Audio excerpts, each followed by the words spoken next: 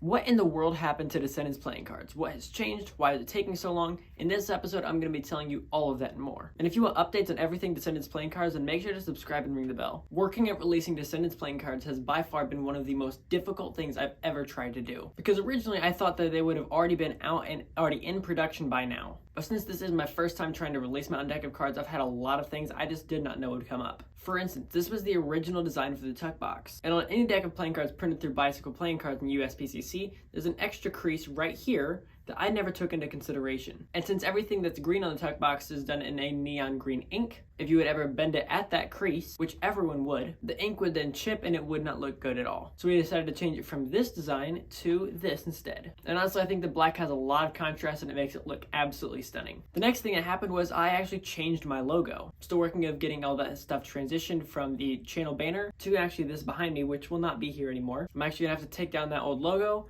and this is going to go up in its place with a bunch of Descendents decks. But because of that, there's actually two places on these cards that actually have the logo on them. The first is on the bottom of the tuck box where it has this logo that's behind me on it. So clearly that had to get changed. And also hidden on the inside of the King of Hearts is the logo as well. So that had to be changed too. Another thing that ended up coming up was one of the ad cards, which now looks like this because the letters originally were a little bit lower, but we needed to keep it up higher and have that border all the way fixed because there was going to be a problem with the printing if the letters were any lower. But it'll still work just the same for you to be able to draw in what your designs are and share it with hashtag #UDescend. So now that you know what's changed, what's going to happen now? Now we just got digital proofs yesterday and I just reached out to my designer to see if he wanted to approve them as well. The digital proofs look basically like these three, where you get a digital form of an uncut sheet of the faces, the backs, and the tuck box. And an uncut sheet is what happens when you actually print playing card. You print all of the playing cards on one big old sheet, and you end up cutting them out individually afterwards. So what should happen now is we'll get my designer's approval. Hopefully there's no more errors that he caught that I didn't. We'll get sent hard copy proofs of these digital copies, and as long as the hard copy proofs look good,